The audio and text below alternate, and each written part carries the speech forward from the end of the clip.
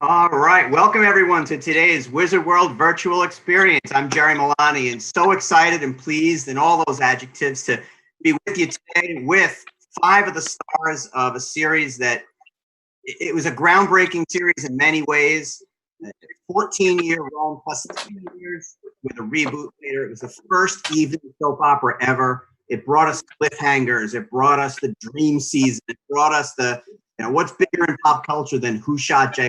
This was the series that brought us, of course, the series in Dallas. And we're going to meet our guests in just a minute. Want to remind everyone watching on Twitter or on Twitch and Facebook and YouTube, wherever you're watching from all over the world. We've got people from France, Oregon, Australia, Connecticut, Austria, Belgium, all over the world. There's a chat room right there, and whichever of the methods you're watching, we have moderators checking those out. So if you've got a question for these guys and gals, get your questions in. We'll try to get to as many as we can in the hour.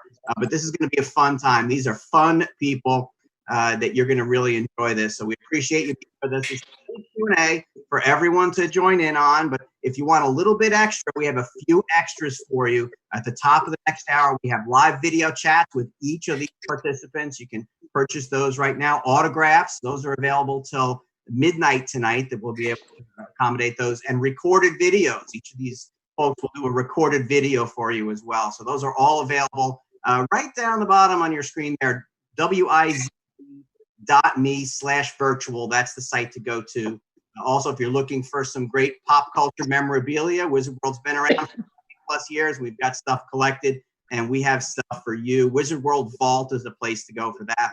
But today, you are on the Wizard World virtual experience, and this show, as I said, 14-year run, plus the 3 years of the reboot. And these are the ensemble cast who made this all go. I'm going to introduce each of them to you right now, and they're going to come out right now. First, you know him from dozens of TV and film credits that he's been on. Step by Step, Man from Atlantis. Of course, he played JR's brother, Bobby Ewing, the one with the conscience. Here is Patrick B. Hi, Patrick. Hello. Welcome. Hey, everybody. From Model. That's very exciting. First, Old and the Beautiful. And also one of the Wizard World guests, Chaz Palminteri, starred with her in Oscar. She played JR's wife, great Sue Ellen Ewing. That is Linda Gray. Hello. Oops. Wait. Hello. There she is, Linda. I did it. He is a Dallas native, lived in Tulsa, moved back to Dallas. You know him from One on One. You know him from The Arrangement, which was on E! Network. He played John Ross Ewing in the reboot, daughter of JR and Sue Ellen. He is Josh Henderson. Hello. I'm coming. Hold on. There we go. Josh is coming. There he is. Welcome. Hey. Good to see you. See you. 50+ credits, many hit shows over 5 decades. He was in the movie Dillinger. He directed and starred in Sliding Home. If you haven't seen that, that's a great movie. He played the ranch foreman Ray Krebs. As later we found out he was a Ewing after all. Here is Steve Kennelly. 50 years. Oh, 5 decades. Oh my gosh.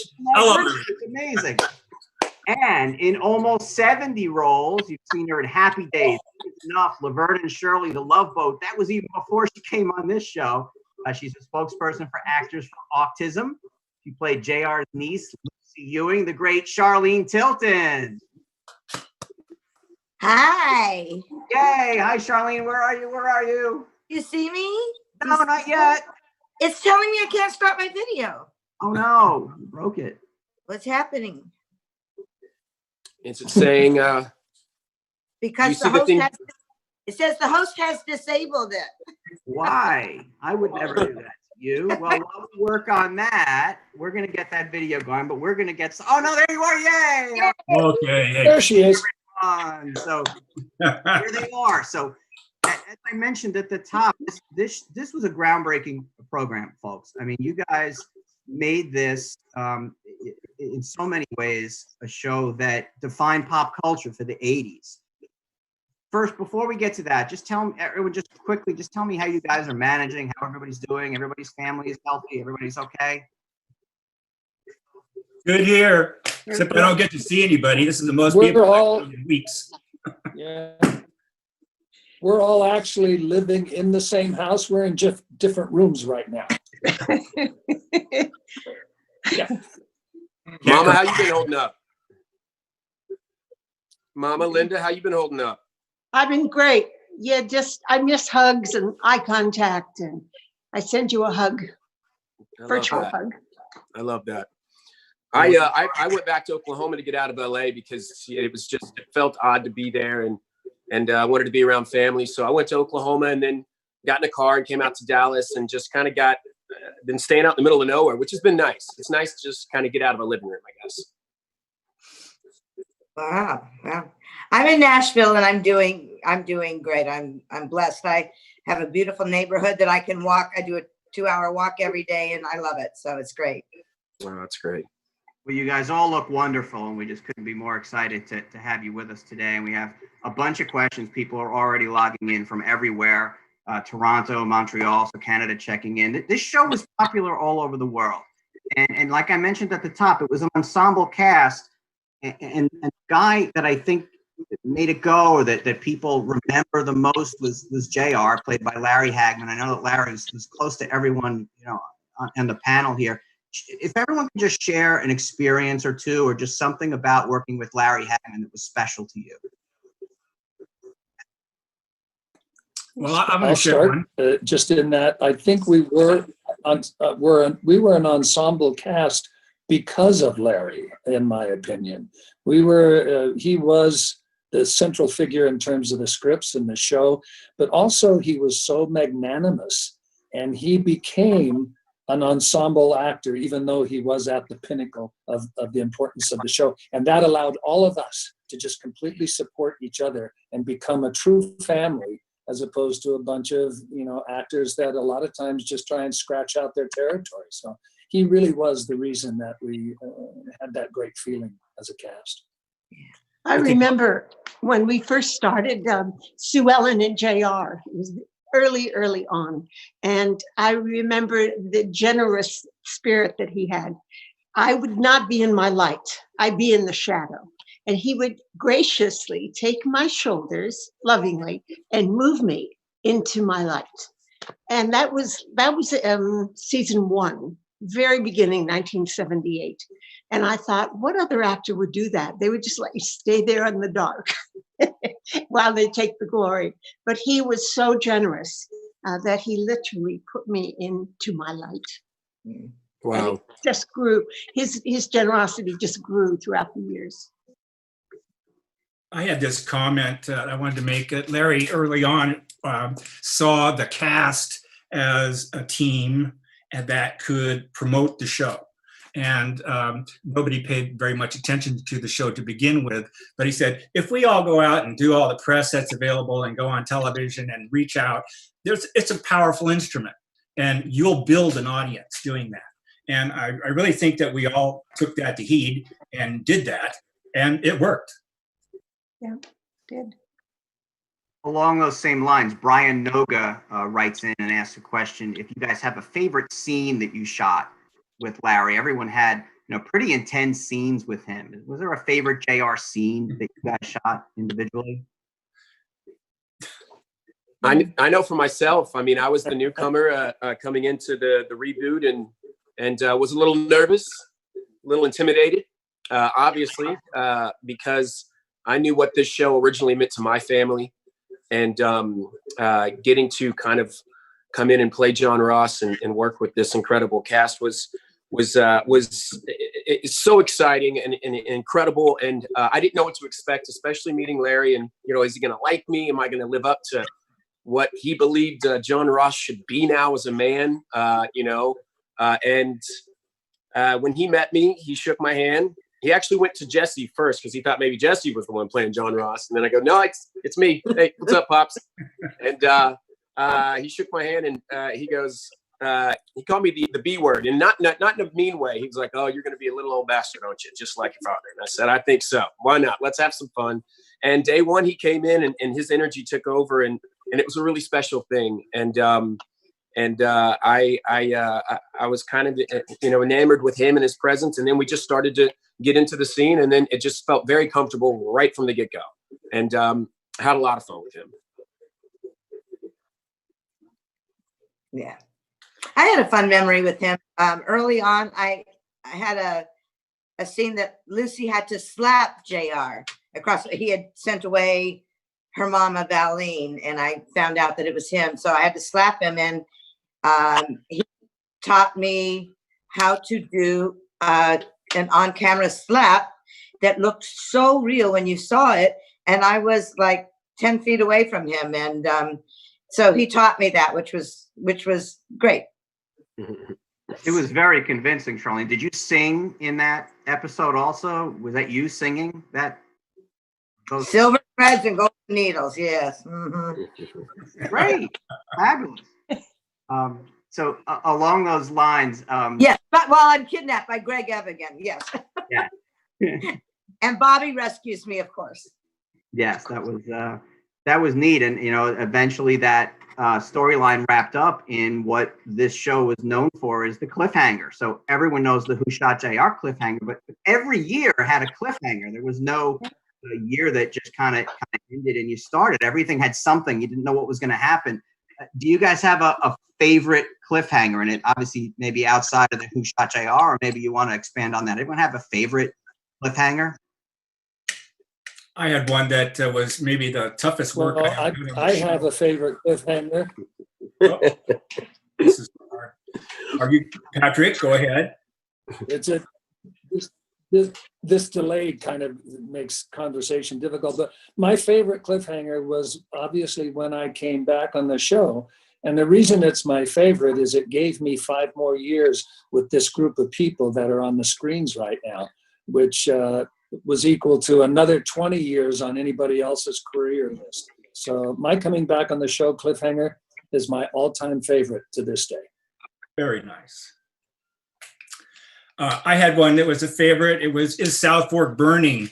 We did about 3 days of work on a sound stage. It was really very, very challenging work. Patrick was there, and Larry, and we had a small child was involved in the scene, and we're trying to. And the season actually ends with the South Fork in flames, and it was probably the hardest work I ever did on any set in all of my time in film, working around those flames.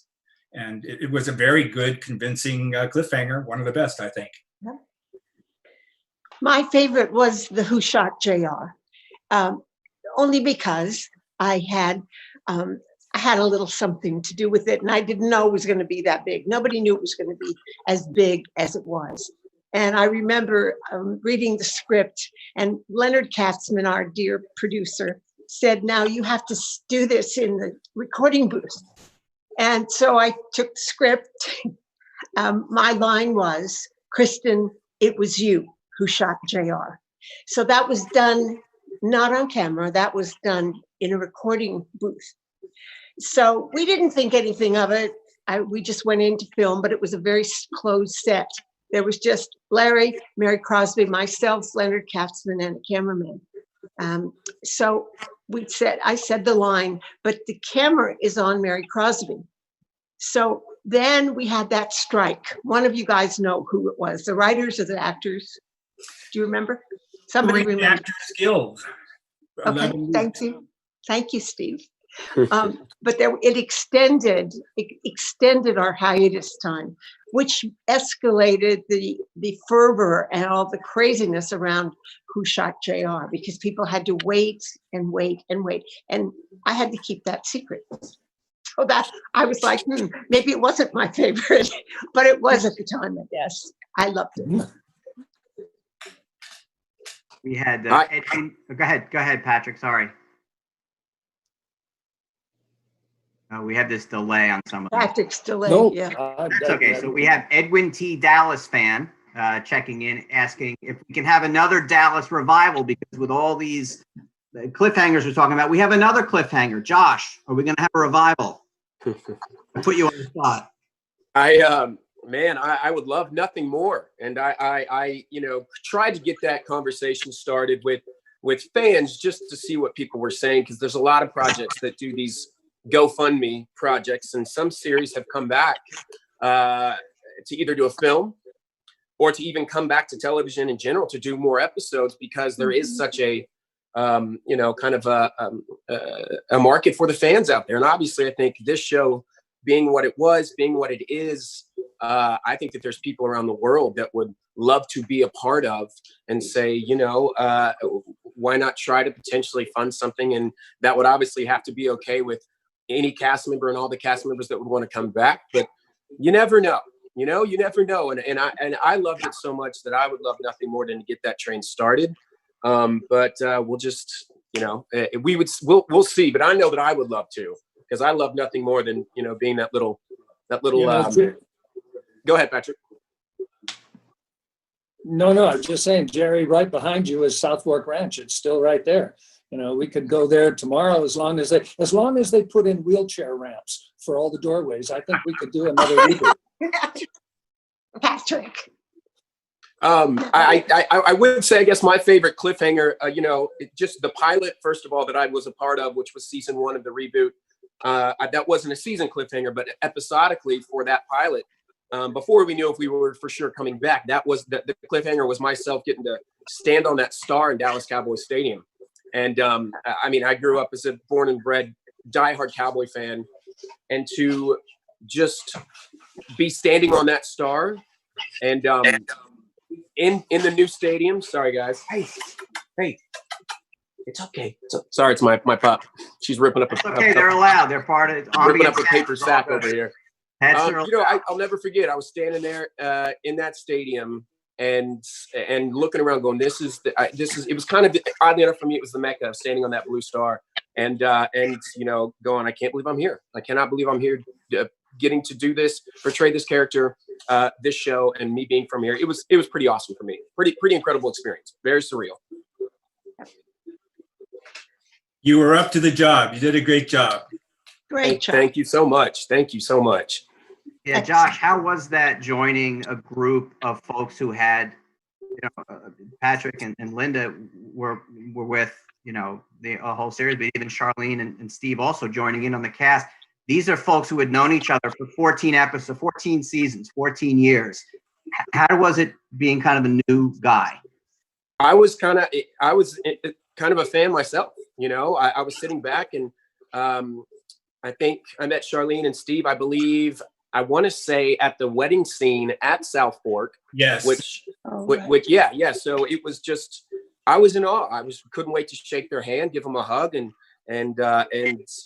say, I hope you don't hate me after what they're writing me, making me do in the writing. It's going to be some hardcore stuff. But for me, it was just all surreal, and I was kind of like a spectator.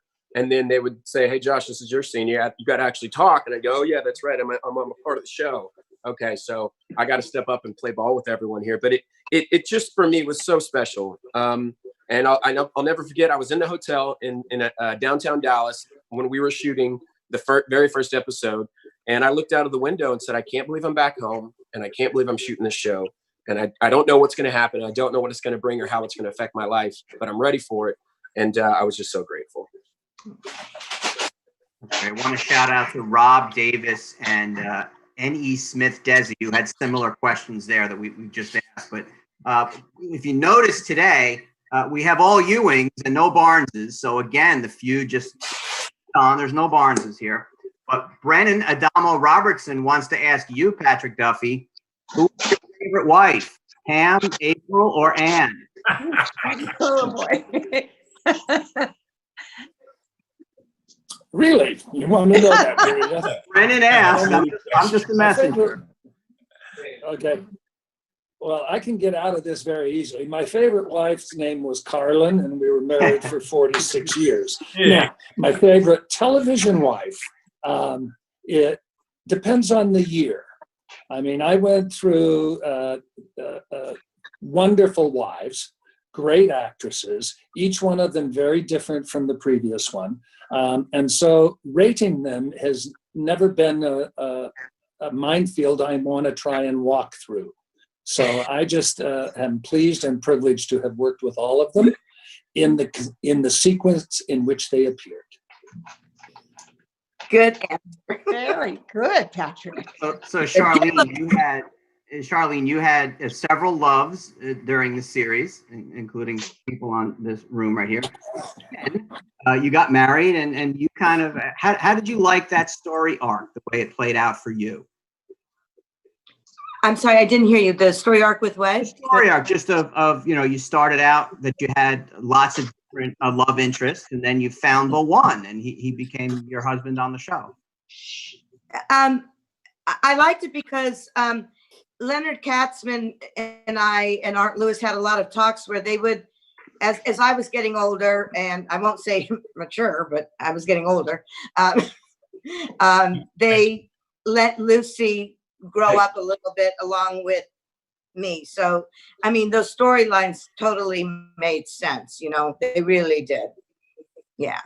But I mean, as I got older, whatever, to get married. But my favorite was when Lucy was engaged to marry Kit Mainwaring, who was the son of another very powerful oil family. And he was in the closet. He was gay, and he was engaged to marry me so he could hide the fact that he was gay from his family. And he came out, and it was handled so beautifully. And one of my all-time favorite scenes I shot in the whole show was with Patrick Duffy when when Bobby had to come in and comfort me as I was crying on the couch, because he knew the fact that Kit Mainwaring was gay. But this was so long ago, and it was such a taboo subject. We weren't allowed to use the word gay. We had to use the word homosexual.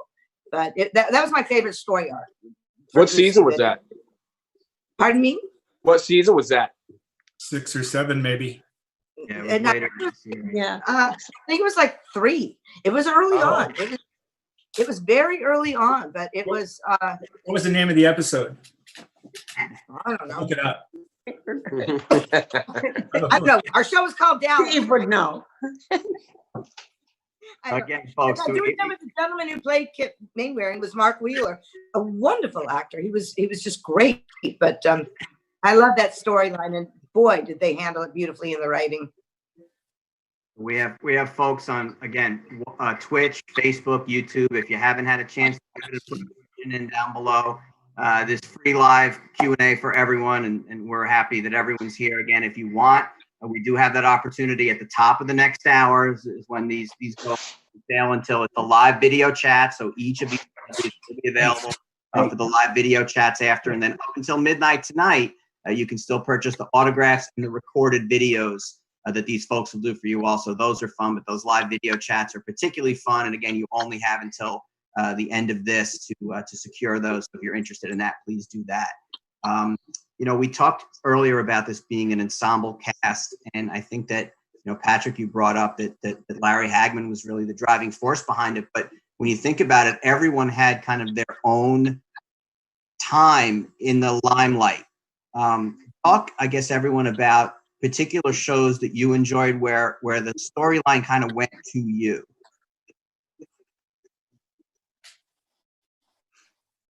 I'll go. Not all at once. Here we go. So I had very serious thoughts about quitting the show. I wasn't getting enough to do. It was not about the ranch life, and that's what Ray did. And Larry Hagman and I used to play racquetball. And after racquetball and a beer one day, he says, no, you can't quit. You stay on. We'll figure out something. And we did figure out something. And it was, I looked a lot like Jim Davis. And why not have sort of a illegitimate son story? Well, we did that. And when that finally happened, then Ray was a Ewing, and my position in the show was cemented for the rest of my career with them.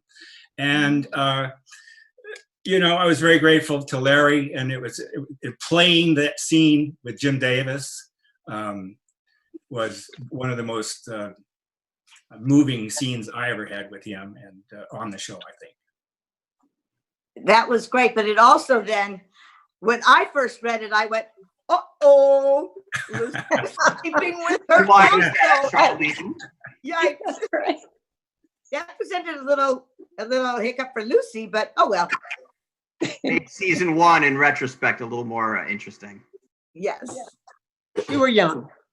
I was, Well, when I came on the show, you know, I obviously there was a thing going on with John Ross and JR or the lack thereof. You know, I hadn't seen him in a long time, and the relationship was obviously very, very bad. And so, you know, there was that whole deal, and then didn't have a great relationship with Mama either. So that was a whole nother thing. So, and then I didn't have a great relationship with Bobby, with Patrick, because he was like, you know, no, you're not getting Southport. So for me, I get to I was always pissing people off and trying to figure out how to fix it, then screw somebody over, then fix it. So it was hard. What was great about that is that I kind of had an awesome storyline with everyone.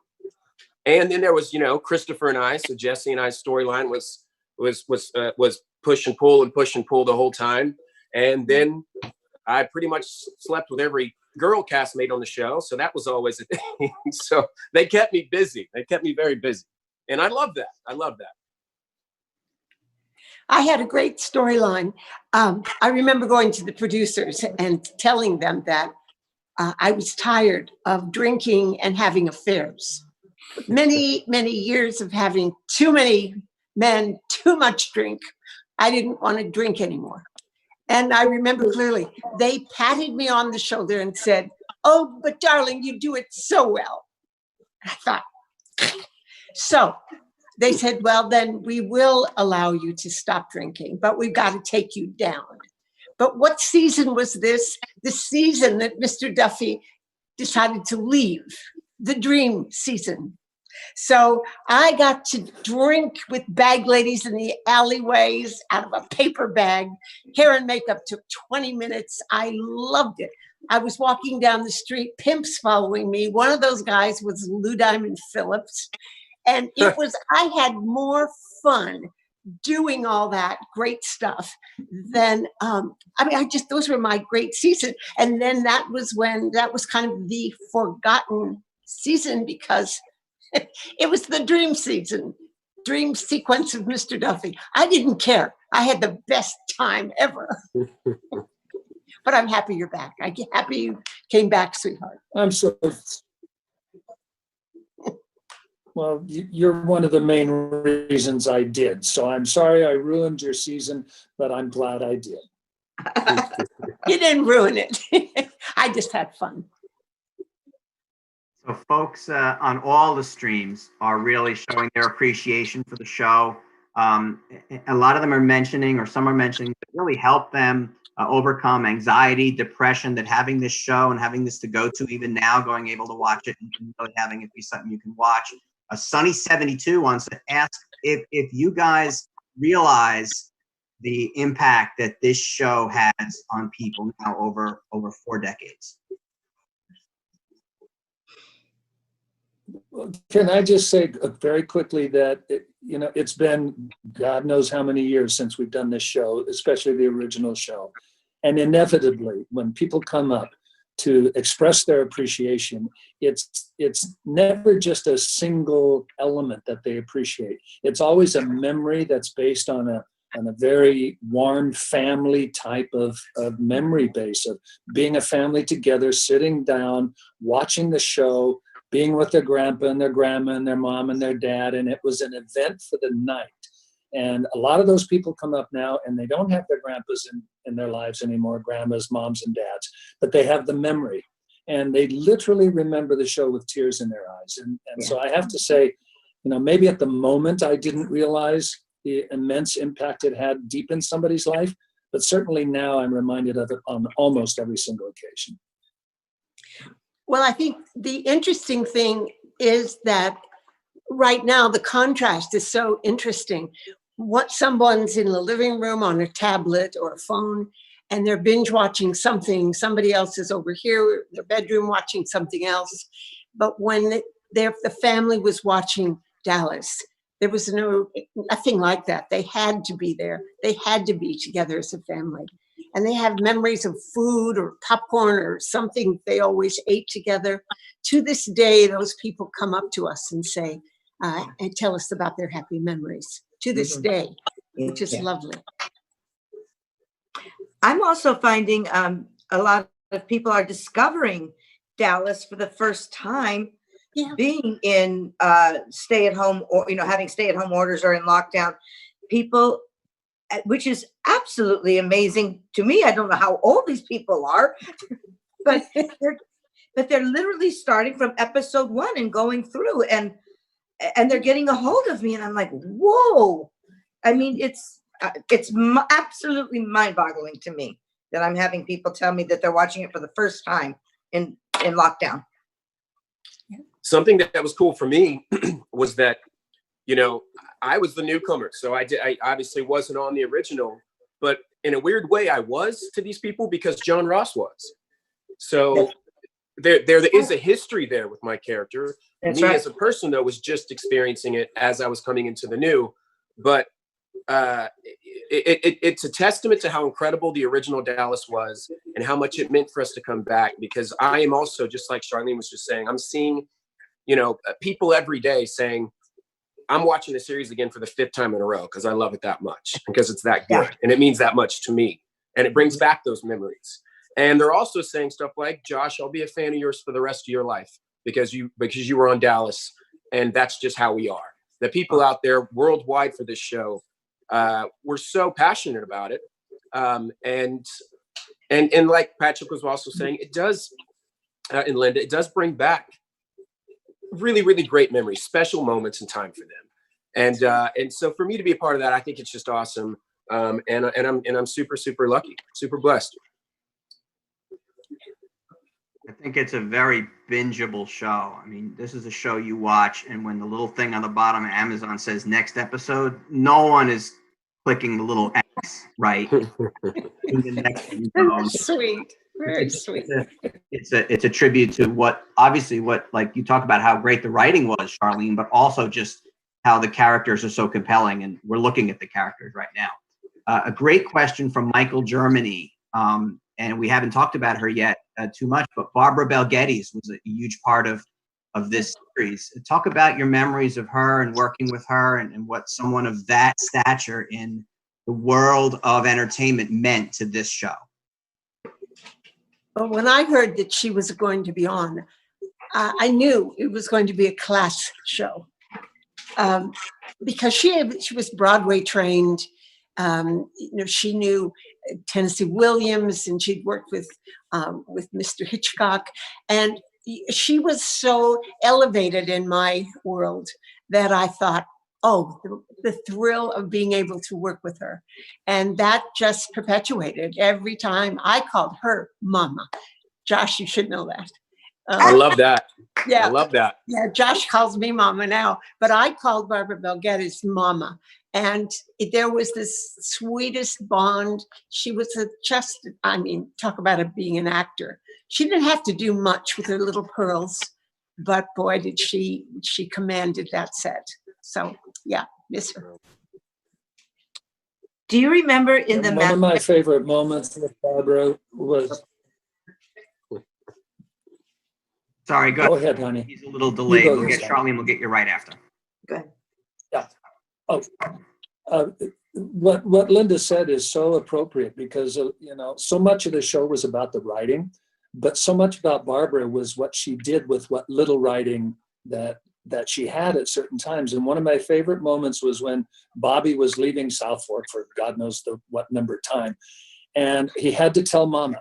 And I went into the dining room in the scene, and I said, Mama, I have to leave. I can't stay here anymore. And it's all she said was, oh, Bobby. And it ripped my heart out. And I thought, that's an amazing ability to not rely on dialogue, words, length of time on camera, any of that stuff that many times we get caught up in. She just looked up and said, oh, Bobby. And, I couldn't talk after that. I just had to turn around and go. And it to this day is one of the most powerful scenes that I've ever been in with another actor. And it was with her in 2 words. Nice. And Charlene, you are also going to bring up a point. In the mastectomy episode, there is a scene after she's had a double mastectomy, and she looks at herself in the mirror.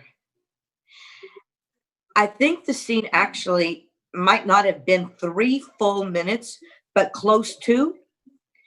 And she didn't say a word, and the camera never left her. And whether it was 2 minutes or 3 minutes, you don't ever see that on a television show where that actor isn't saying anything and the camera didn't leave. It was gut-wrenching. It was one of the most riveting performances I have ever seen any actor do ever. It was brilliant. And I remember watching that episode just in awe, in absolute awe of her.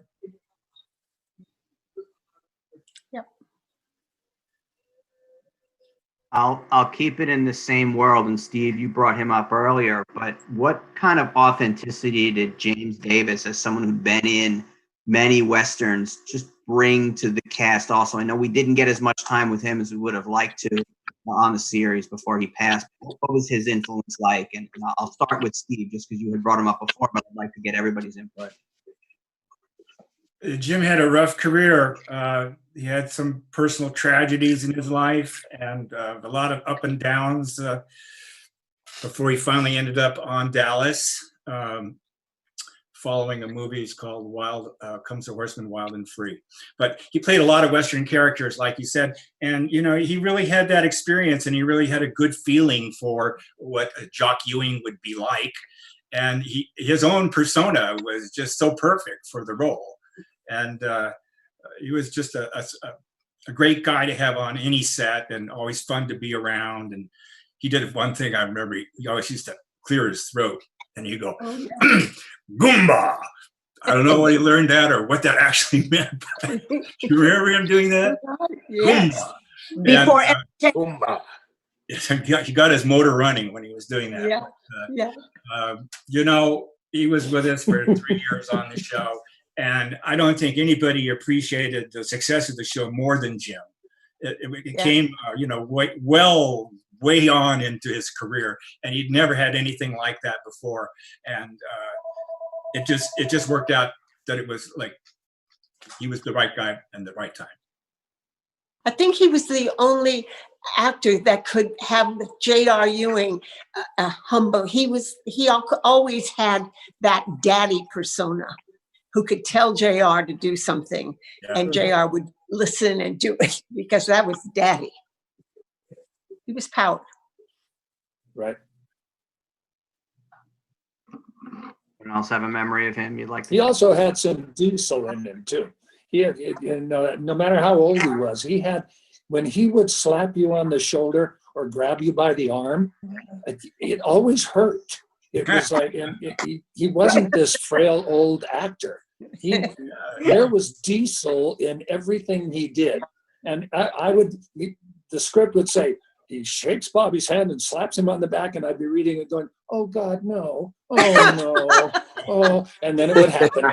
And I go, oh. And he was still riding horses. And That's right. yeah.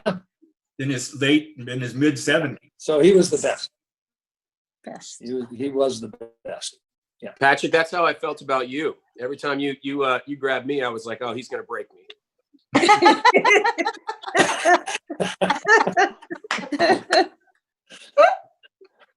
I learned long ago, never break the money pot. Never break the money pot. That's great. Dallas Nerd has a question. I would like to know how the Ewings would react to the current oil crisis. And there were some oil crises during the series that they had to react to, but how would they be doing right about now with oil being negative barrel? I don't think they'd be very happy. One of my buddies just hit me up who is in the oil business, and he goes, hey, John Ross, you guys got any place we can spare all this extra oil in South Fork? It's a great question. I mean, whew. The funny thing was, I think as a cast, we knew less about the oil industry than probably any person in America.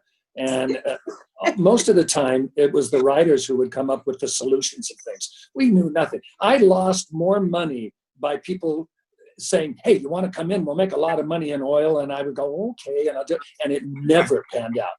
So we were not the go-to people for advice on oil No, in any certainly way. not.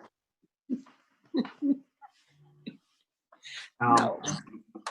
Now, Linda, you brought up something before. You were talking about the script to the Who Shot JR. And I have a question from Michael Serra. He asks, he's heard a rumor, folks have heard a rumor, there were multiple scripts, that it could have ended a lot of different ways. Tell us, were there multiple scripts and then they selected that one? Not that I know of for that particular ending. I knew there were multiple people that shot JR.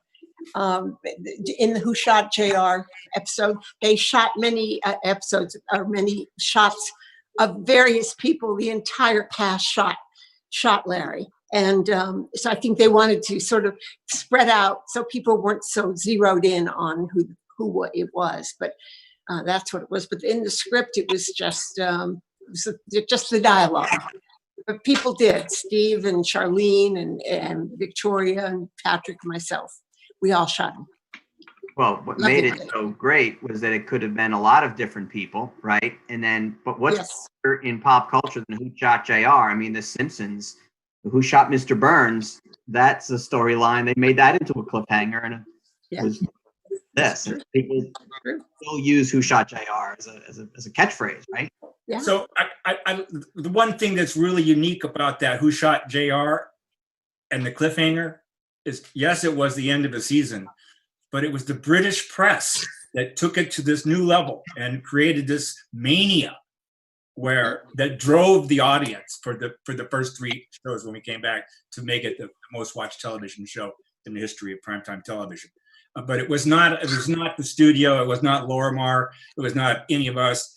It was the British tabloids. And Terry Wogan.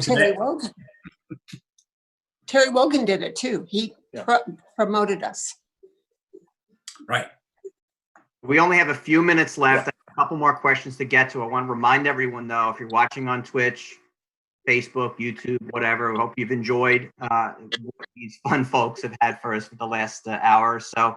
The live video chats are still available for a few more minutes. We'll be doing those right at the top of the hour. So if you want one of those, you should go right away to purchase that. The autographs, the recorded videos, they'll be up until the end of the evening. So make sure if you're interested in those, that you go for that. Jamie Grasso and Jeff Alderman had similar questions. I think we could agree that the original JR is the biggest villain in the show. Who's the second biggest villain? Cliff Barnes? No. Catherine, Kristen, Jeremy Wendell. Who's the biggest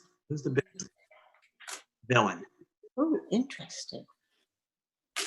Well, I don't know if villain is the right word, but certainly the character of Cliff Barnes fulfilled the function of having a villain that everybody has to react to.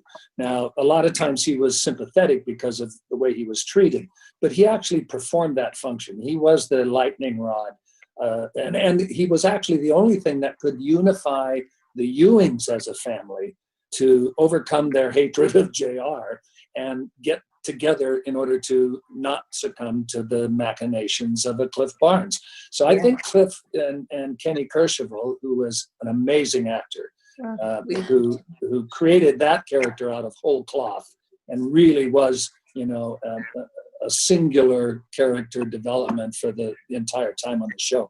But I think he qualifies to be that person that we would focus on as that's the one we've got to get. So I vote for Cliff. Yeah, good. Yeah, me too. Yeah. That one he didn't let any Barneses. Or Teresa. No. Teresa, the housekeeper, also was very sketchy.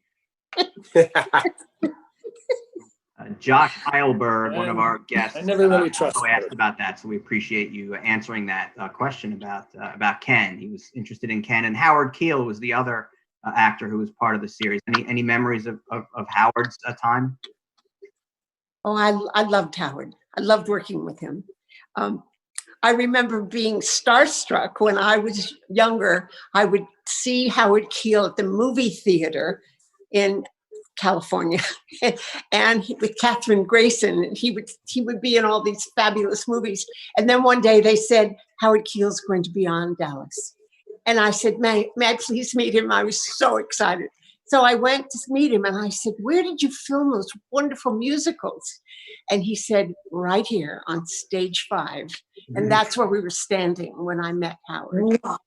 It was the sweetest moment, because I was one of those crazy, wonderful Howard Keel fans.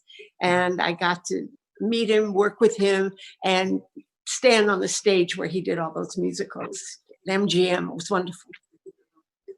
He would sing in the morning. He would sing in the morning in the makeup chair, songs from the movies. Oh wow! I didn't know that. He was always singing. He was a great fun guy to be around all the time. Lovely, lovely, so sweet. That was, I think, being on the show for a long time, you get to meet so many actors, and so many wonderful actors come, and many of them just stay a short time, and then others like Howard came in for many years, and it's. You just never know when you're on a series. That's one of the fun parts of it, I think. Yeah. And Charlene, I think you were itching to add to that. Oh, no, I was just like, I loved Linda. Yes. I loved Linda's story. I got goosebumps when she was telling me that, because I mean, that's incredible. Yeah. It's true. We had two folks, Bob in Dallas and Lone Wolf 2009, who had similar questions. They're all excited, obviously, as all the fans are, to have seen you in this and in Dallas and in the reboot.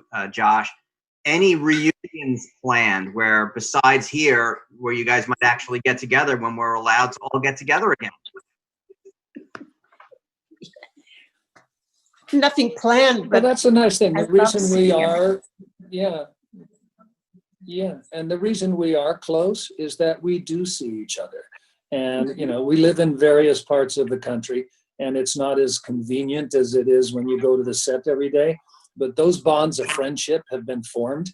And when there is an opportunity, it's never, oh God, we're going to get together. It's always an opportunity. And you're so thrilled to be able to, be in each other's company again. And I think it would have happened by now if it had not been for the fact that we are in isolation and that it is a lockdown situation, which we must do. But when that lifts, I definitely will be, when I get back to California, looking people up. Absolutely. That's great. So Haley Kutara, who's a big except you, Josh, birthday this weekend, and she would like everyone to just kind of give one, as we exit out here in a couple minutes, one memory of the show, one lasting memory of the show that maybe we haven't discussed yet here in the hour. One memory of the show. For me, it's the friendships that Patrick just talked about. It really is. It's like, that was a bond. And Larry had this wonderful truck, the converted bread truck, that bonded us all in the very beginning. He took us, he was the only Texan. And he would take us, throw us in that truck and give us a tour of Dallas. Many bars, many restaurants. But that's what bonded us. Yeah. And that truck, just so that it's been a reason that I know I was supposed to do that show. The first time I sat in that truck on the pilot, the first episode of Dallas, after I arrived at the airport, I sat on there and looked up, and there was a picture of Larry and his wife standing in front of a little general store in my hometown of Boulder, Montana. And the conversation that ensued, I found out that Larry knew and used to drink with my parents in their bar before we had ever met. So it was really something that obviously was planned in the stars, and that he and I were supposed to be together for all these years.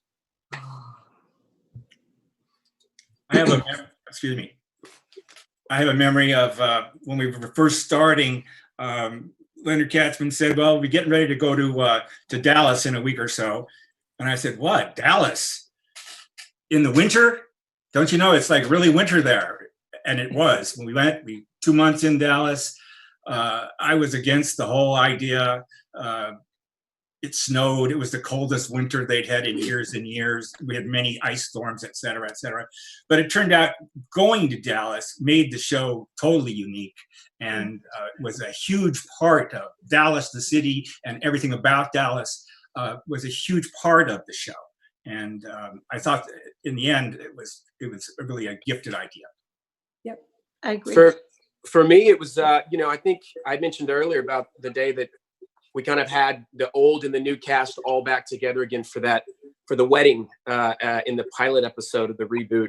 And, you know, for myself, I didn't realize that until it took me booking the show and then my mother finding all of these old pictures in a box in my Meemaw's attic, that I had been to South Fork before when I was 2.5 years old, doing a tour, and I'm sitting upstairs in the bathroom and I'm outside on the South Fork limo sitting on that, and so many cool things. And then I realized pulling in there to do that wedding scene and knowing I was going to meet some of the older cast and from the original, and then kind of be with everyone there for that moment.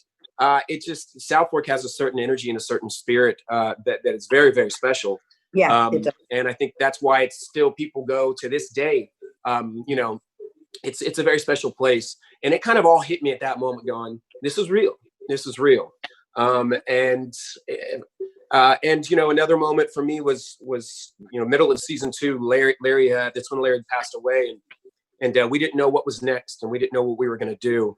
And it affected all of us very, you know, very, very much. And, you know, we ended up having a whole, the kind of a funeral moment out and the burial, and there was a music and for me, I didn't even have to act that day. It was just a special moment and a tribute, I think, to not only, you know, J.R. Ewing, but to Larry. And it was the whole thing was a special deal. And so I got a lot of incredible life moments and memories from that. Absolutely. So this was a special hour for a lot of us who grew up with Dallas, and today just getting a chance to see, you know, Patrick and Linda and Josh and Charlene and Steve. You guys were tremendous today, and I want to thank you from everyone at Wizard World and everyone on Twitch and Facebook and YouTube, all the Wizard World fans and all the fans across the world who watched you today. Thank you so much for being with us today and just keeping the show alive in everyone's hearts. Thank you so much, everyone. Thank you. Thank you, guys. Thanks, All the Dallas thanks to all the fans. Thank you. you. Thank you, everybody at Wizard. Thank you. Linda, Yeah. Patrick, Steve, Bye, Josh. everybody. Again, coming up at the Bye, top of the hour, everybody. we'll have those live video chats. I have a few more minutes. You'll want to make sure right away, if you're going to get one of those live video chats, you'll want to do that right away. Also have the autographs, also have the recordings, the video recordings that we'll have up until midnight tonight. But, you know, for right now, that was incredible. This is a group of folks who made a show, something that we 40 years later remember, and for the second series a decade later still remember, and that it's very bingeable. It's on Amazon Prime. You can watch it now and watch as much of the series. Again, those live video chats, the autographs, the recordings, those are still available, but you need to do the live video chats right away. Putting that up and getting those started. If you do have one of those video chats, go ahead and Oh dear. click on your links in a couple minutes. We'll start those right near the top of the hour. Once again, from I Wizard don't know what I'm doing. Wait, how long? coming up in the next couple of days. We have Assassination Classroom coming up. The Power Rangers are coming up. The 96 Yankees are coming up. Ned's Declassified, Dragon Prince, Amazing Gumball, lots of others. That Wizard World virtual website, and also check wizardworld.com. And right here on your Twitch feed or your Facebook or your Yahoo or your YouTube, wherever you're watching it, we're going to have those coming up for you in the next few days. Once again, thanks so much for joining us today. Wizard World virtual events, and we will see you on a future broadcast. And if you have one of those videos coming up, go ahead and click on that link that you've been sent in your email. Thanks so much, everyone.